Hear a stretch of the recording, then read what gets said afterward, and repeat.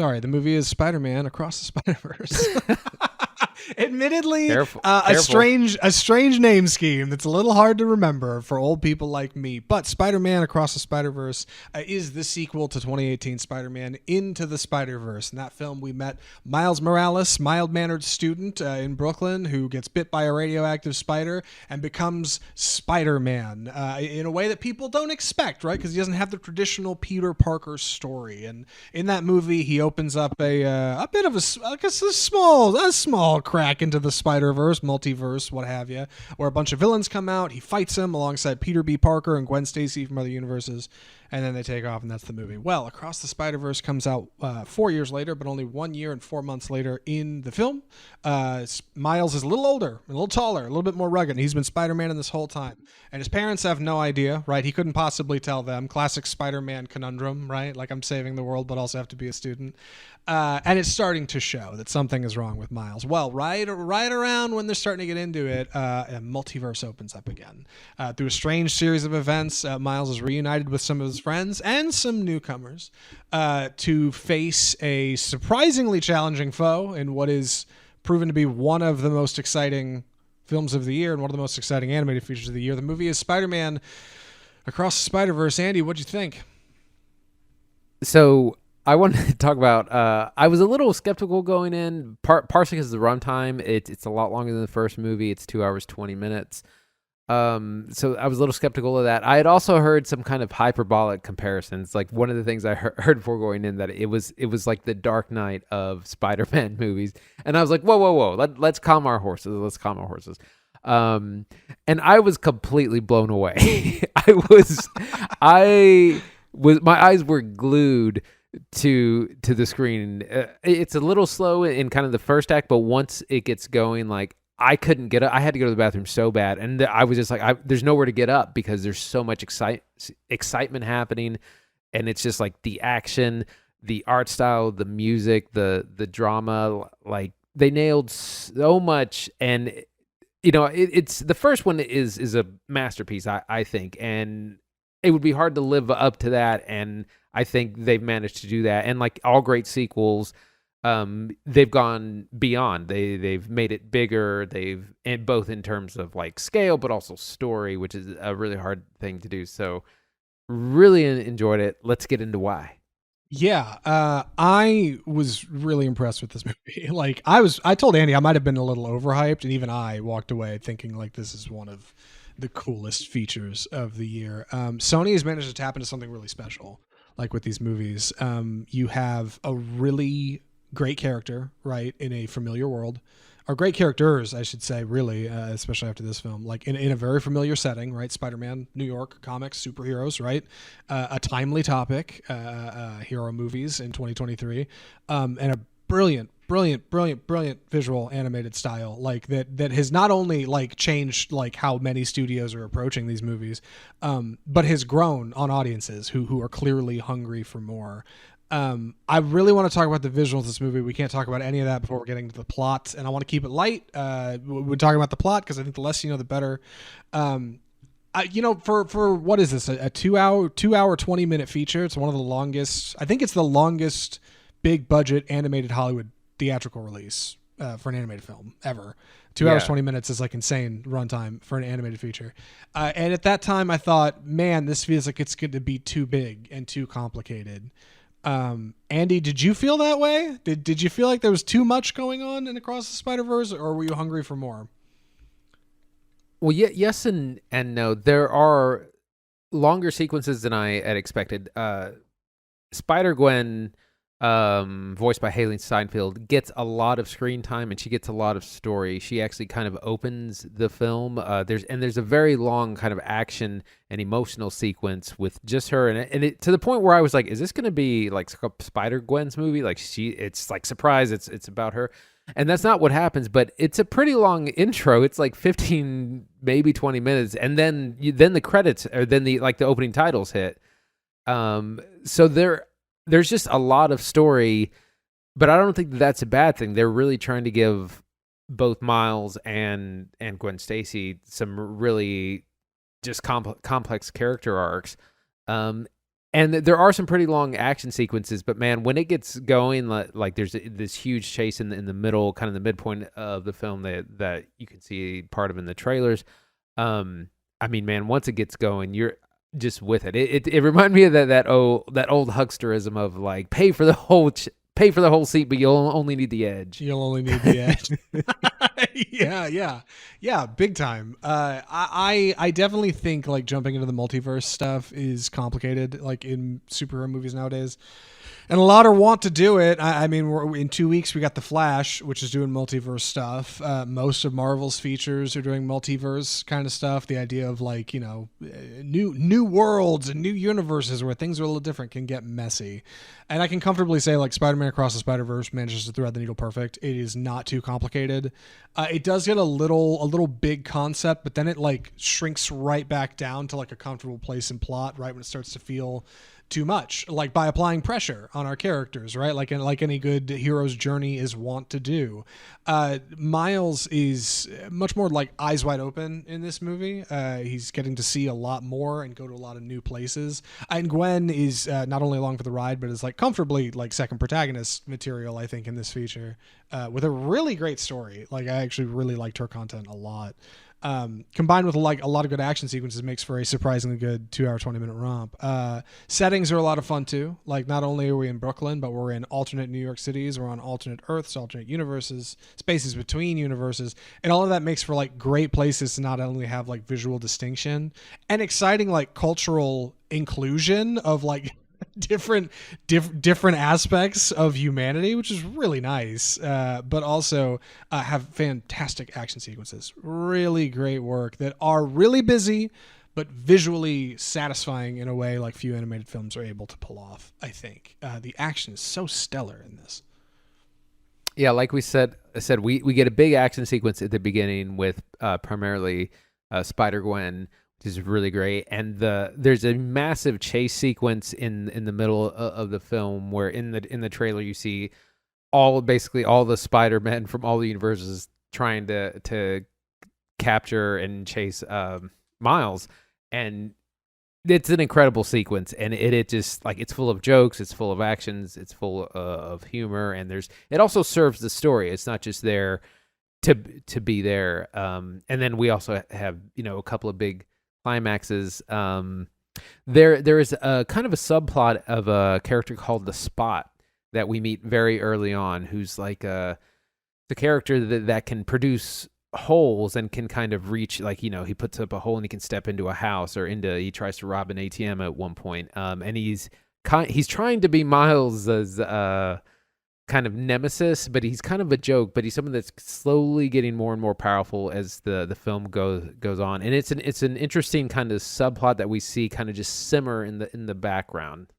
It's funny because this movie was produced by Phil Lord and Chris Miller, who were responsible for the previous film and also notably like the Lego movie which wasn't that long ago. I guess it was now, but all really funny comedies that like families seem to really enjoy.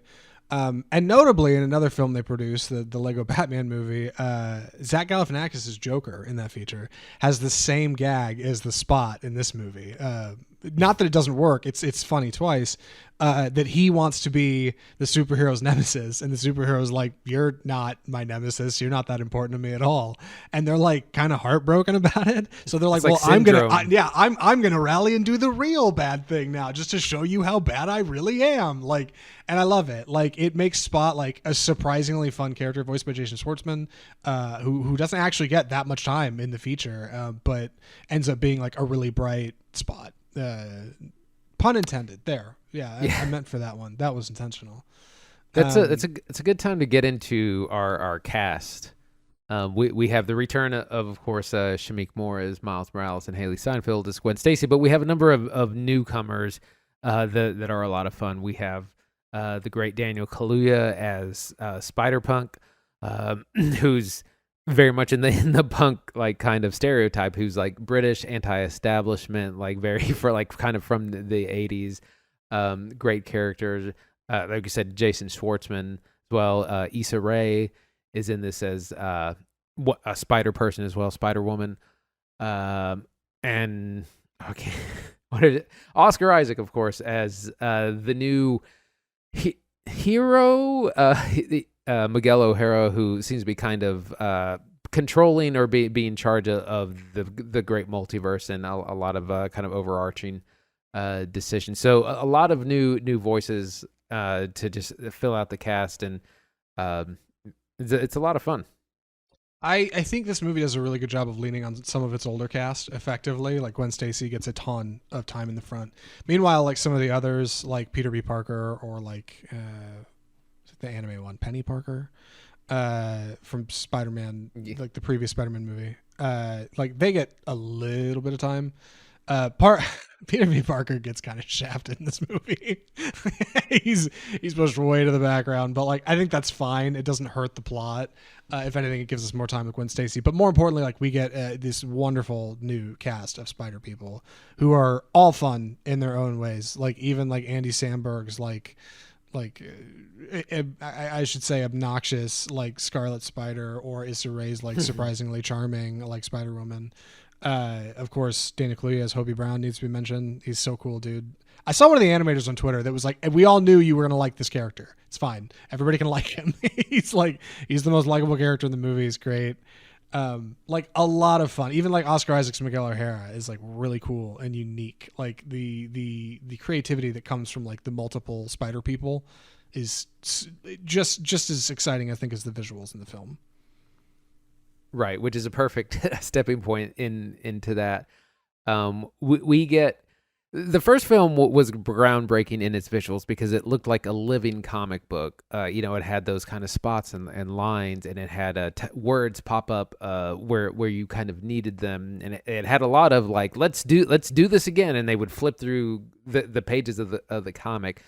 So we get a lot of that, but it has somehow raised the stakes or just raised the bar in the art style, in that every universe just kind of looks drastically different. And this is something like Doctor Strange's Multiverse of Madness completely failed to do. Everyone in that movie looked the same except had a different haircut. But for instance, in Gwen Stacy's world, everything is like watercolor. Like the background is it, and you can visually see like the paint kind of dripping down the back of the screen whenever we're in her world, and we see the background also changing color as like her mood changes and as the drama on the screen it kind of unfolds. And then that's vastly different from Spider-Man India's world, completely different art style, but then also things like Spider-Punk Hobie Brown has completely different, like just his character is animated completely different at a different frame rate from everyone else. And so like they've just raised the bar of the art style and the animation in a way I was not expecting it at all. Yeah, like a stunning commitment to visual clarity here. And also, like, fortunately, it's not too much. There are nice segments in the film where things slow down. Like, every movie can't just be action all the time. And that actually helps ground it a lot, I think, for, like, your big action sequences. Because some of these sequences are, like, 20 minutes long. Like, they are hearty, and they are busy, and they're so much fun. And, like, you can't even keep up with what's going on, which I think makes rewatchability, like, excellent. Like, just to go back and kind of just get another pass at, like, what this thing that flew by you the first time through. Combining styles, I think, is really clever, especially when they clash. Early, one of the villains from a different universe shows up in Gwen Stacy's, and they look so different that your eye is just immediately drawn to them on the screen. like you're just staring at them, trying to like get a look at like what this guy is, because he so stands out from like the world that he's in, and that's a really clever way to take on, I think, like this combining of universes. Spider-Man India's got the exact same thing. Like it's so cool looking and thoughtful, and the music is neat. Soundtrack's great. I feel like I'm running out of things to say without talking in circles here, Andy. What do you think? Well, I wanted to talk about the music. Fantastic score again by Daniel Pemberton, who scored the first film. And I really like the score in the first film. It has really memorable themes. But I think what I liked a lot that he does in this and that he did in the first film is that different characters have completely different soundscapes. It's not like we call it in music we call this like the leitmotif, and you can think of that as like the Force theme or like Darth Vader's march. These really well known things, but those are all kind of orchestral scoring. In this, different characters will just have completely different sounds. Like Prowler, for instance, he has this like this hard like synth thing going on, and this Spot does too. And if you listen closely, like Gwen Stacy is like a rock and roll, like because she plays in a rock band, and so she just has completely different sound. And if you listen closely, all the characters are a little bit different, sometimes a lot different from each other, and so that complements like the visual differences that we're seeing on screen. Yeah, like I did want to ask one more thing before I move off this. This is a part 1 of 2. Like, I don't think anybody's surprised by that. Like, it doesn't exactly advertise it in the ad or on the poster or anything, but like if you Google it, it's on there. It's not a big deal. And it is also a sequel, right? I think one of the worst, potentially the only crime this movie might commit is I think it might have set the bar too high. Like, how does 3 go taller than this? You know what I mean? Like, the hype is going to be so off the charts. People are going to be so overexcited. it's a real big bar, man. When it ended, I can't remember the last time I saw a movie and I was so excited when it ended. Like, I was so high. I was ready for another hour, and then it says like to be continued, and I was like, oh my god, no, I need more, and right now, pump it into my veins. Like it had me so excited. And people, I've heard comparisons to like Empire Strikes Back, that kind of cliffhanger of, oh no, what do we do now? Where is this gonna go? I think it does have a high bar. I think it can reach it, but man, I can't remember being like I said, that excited at the end of a film. And I was telling Zach before the show, I've been like looking on YouTube for like the grainiest cell phone footage of people like recording the end of the movie, just to go back and watch like some of the clips that I really loved. Yeah, it's going to be huge, I think. Yeah. I was gonna say, when I saw it just yesterday, I saw it in a smaller part of town, and it was still like wall to wall packed. We saw it on the biggest screen we could, and when the movie ended, like a bunch of people gasped. One guy went like 3 seats back. He goes, "Hell yeah!" And then everybody starts clapping. It was a great time with an audience. Like, and no kid was talking in that theater. Everybody was glued to the screen. Like, it's just such a dude. Like, Across the Spider-Verse is so worth your time. Andy, you ready for recommendations? Yes, but real quick, I wanted to say about the end. A lot of times, a cliffhanger ending is can go both ways. It can be like, it can just end in eye rolling and sighs and not be exciting at all. I'm thinking of like the end of The Matrix Reloaded, when there's this like bam bam bam, and you're like, oh, it's not really that exciting. And this was the exact opposite of it. I was so hype, even when it ended. Yeah. Andy, would you recommend Spider-Man Across the Spider-Verse? Absolutely. Yeah. Ringing endorsement. Run, don't walk to the theater. I was going to see, like, I could have watched it again the next day or the day after that. I definitely want to see it again in theater, because it was just such a great cinematic moment. Great performances. I mean, just raise the bar, like, Terminator 2 style. Like, it's bigger, it's bolder, it both in terms of visuals, but also the story and the action. And it really blew me away for a movie I was already, pretty kind of excited about. Yeah, I am in the same boat. Spider-Man Across the Spider-Verse is an absurd amount of fun. Like, please go see this movie. See it on the biggest screen, loudest screen you can. Take as many friends as you can. It reminds me a little of like the buzz I felt after watching like Top Gun, where you're just like, it was so much fun to enjoy going to the theater to watch, and made the whole experience so good. Like, it feels like everyone's talking about it. Like, it's so cool, man. Like, you should absolutely go see this movie. Please go see it before it's out of theaters. Rush. Run to the theater. That's Spider-Man Across the Spider-Verse. Andy, I can't believe they stuck the landing. Like, and so much more so than simply just like making an acceptable sequel. It's crazy. It's rare. It's what's really rare is when you're hyped for a movie, and not only does it meet, but it exceeds. Like, I can count on one hand the number of movies that I've been incredibly excited about that actually delivered and far beyond my expectations. Yeah, it's bananas. Like, I think the world of this studio. I can't wait to see what they do next. I hope they make 5 more of these movies and not just one. With that, we should move into our next segment. Andy, you want to intro this? It's time for the death of cinema.